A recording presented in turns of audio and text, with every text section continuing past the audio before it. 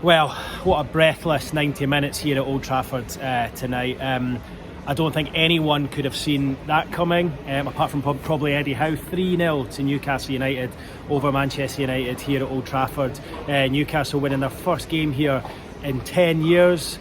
Only their second ever since 1972, and what an unbelievable performance it was from Eddie Howe's side. I don't think anyone could have expected that performance when our scoreline, when you looked at the teams beforehand, it looked like a back two of Krafth and Paul Dummett, so it was to be. The two of them kept a clean sheet.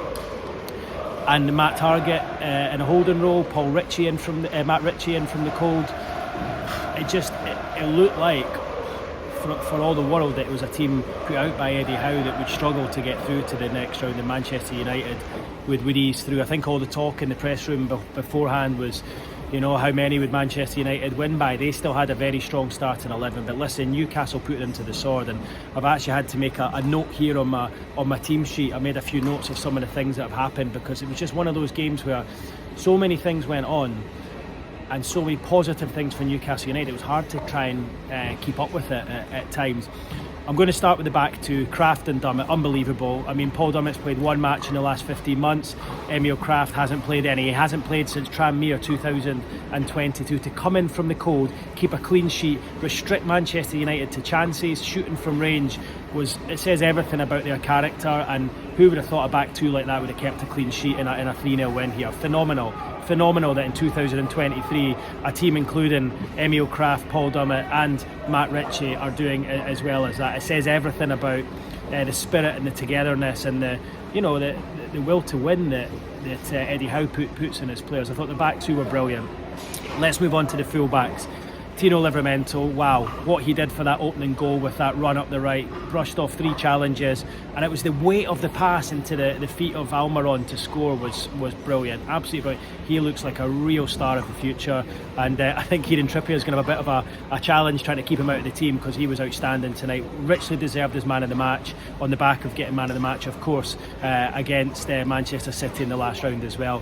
Really pleased for Lewis Hall. I know he's found it difficult since he arrived, struggled in this first outing against Manchester City, came off at half time, but took his goal so well, really well. I thought his first half performance at left back was great, solid, never let Anthony pass them once, and him and Livramento on either side, you can see why the fans are desperate for, or you guys are desperate for them, two of them to be in the team, because the two of them were excellent, particularly Livramento. For me, man of the match, I know Livramento got it, but Joe Willock I thought was outstanding. Again, he's played so little football. The way he runs with the ball, he just gives the team a completely different dimension, and he richly deserved that third goal. That was everything that Joe Willock's all about, running into defence backs off and just slams it into the bottom corner. I thought he was outstanding tonight. And a word as well for Matt Ritchie, playing wide on the right, lasted 72 minutes, put some good crosses in. You can just tell he's such a team player. There's so many things that went for Newcastle United tonight. It was one of those games where I think you just kind of had to be there. I said that after the 4-1 against PSG a few weeks ago. That was probably on par in terms of performance. When you see the players that were on the pitch, when you see the fact he made 8 changes, when you see 13 players, let's count them: Pope, Trippier, Botman, Schär, Byrne, Lascelles, Tonali, Bruno, Barnes, Murphy, Wilson, Anderson, Isak. 13 of them either out injured or on the subs bench tonight. And yet Newcastle, patched up, second string, came here and beat Manchester United on their own turf. I think it says everything about Eddie Howe as a manager, that he can instill that will to win, that he can put into the players' minds that they can come here and do that. A team like that, we started off with Matt Targett and holding role in midfield. Yes, that only lasted a couple of minutes, and I think it was probably for the benefit of the team that Almiron came on and he took his goal really well. And I think it's worth pointing out that Almiron on the left looks a different player. I know he's done really well on the right, cutting in and scoring some goals, but I think on the left he's more direct. He's not looking to cut in all the time, and he's got that really nice finish that we saw for the opening goal. And I think that's probably food for thought for Eddie Howe moving forward. What else have I got down here?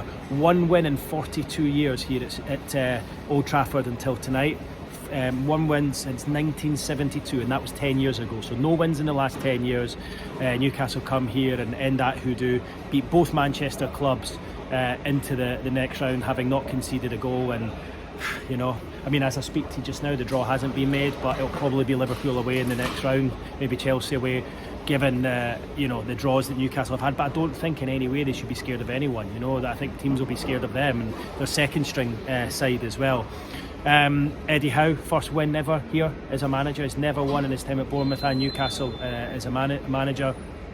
So many sort of monkeys off the back tonight, you would certainly say. The pressing was great. I thought in the first half Newcastle didn't press as high as they usually do. They sat off a little bit, but once they won it, they just attacked with pace, and Manchester United just could not handle them. Like, they just got it really spot on for an away game, and I think they just got it, because sometimes you can press too high and got picked off, but I thought they got the balance of that really well. Remember as well tonight, playing without a striker. No striker tonight. Callum Wilson on the bench, rested ahead of Arsenal, gets on for the last 20 minutes or so. Isak injured, Gordon plays centre forward, and Newcastle still come away with 3 goals.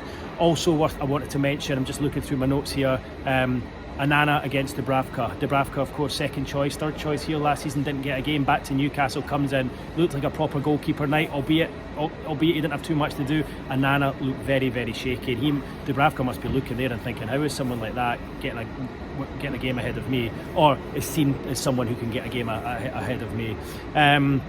What else do we want to talk about?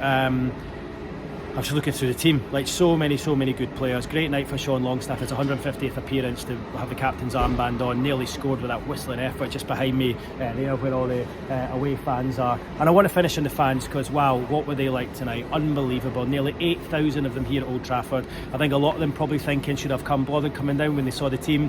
What a night it must have been for them. They sang throughout the whole match, and Tino Livramento's just said that in the press room, in the interview afterwards. He's just said, look, every time you hear the fans roar, it actually makes you want to run that extra yard, and you could see that in his performance. Brilliant from the fans, brilliant from the players. It's one of these nights where I think as a supporter, you know, you'll always remember. It was just one of those special nights. I'm just going to finish by just showing you the pitch behind me there. I think Jamal Lascelles is out there on his own doing some running. But that's where the Newcastle fans were, up there making noise long into the night, and they fully deserved that. So anyway, Newcastle into the hat for the last 8. I'll probably come off this and go and find out who they've got. But yeah, amazing. Krafth and Dummett, superb. Tino Livramento, outstanding. It'll be really interesting to see what Eddie Howe's going to do with him moving forward, because it's going to be hard to keep him out of the team. Hall, I thought, solid, really good, took his goal brilliantly. Willock and Joe Linton, I've missed Joe Linton out, sorry.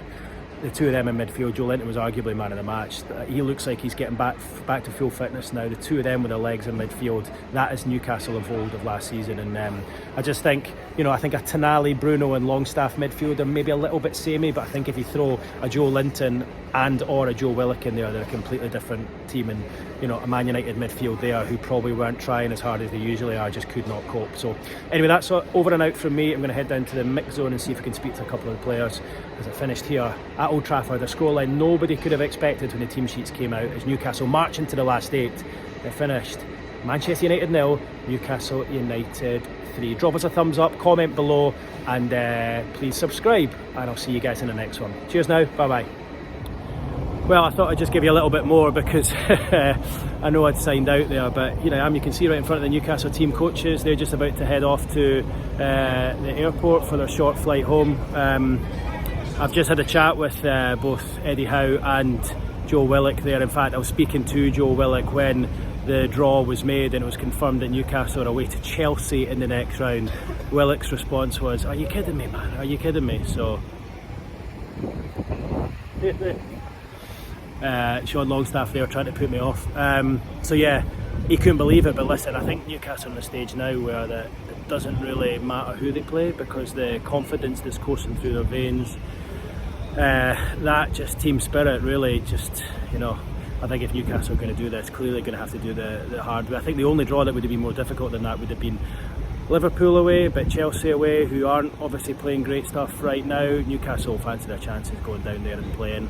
Paul Dummett and Emil Krafth will no doubt get rolled out and keep another clean sheet, who were, as I say, unbelievable tonight. So yeah, Joe Willock just smiling his face, beaming ear from ear to ear, said that he was about to get taken off. He knew he was on for 60 minutes. So he got it, ran and just whacked it. He just said, look, I knew I was coming off, I wanted to score, so I thought I'm just going to go through and score myself. And he did exactly that with a brilliant third goal. You can tell that you know, he's back to his best now. So too is Joe Linton, and Newcastle now on the up, really, aren't they? It's staggering to see. You know, we were talking beforehand, it could have been a really difficult week if Newcastle had lost tonight, then gone into Arsenal at the weekend on the downer, but there they are. The first part off to a flyer, and who's this in the background? All right. Leave it out, you. Leave it out. Enjoy tonight? Yeah. Shay Given away for a few beers, no doubt. Anyway, we'll leave it on that. Shay Given and Sean Longstaff managed to disrupt my YouTube update. There's a Newcastle team bus. Newcastle United over and out. 3-0 win here at Old Trafford. What a night for everyone involved in the football club.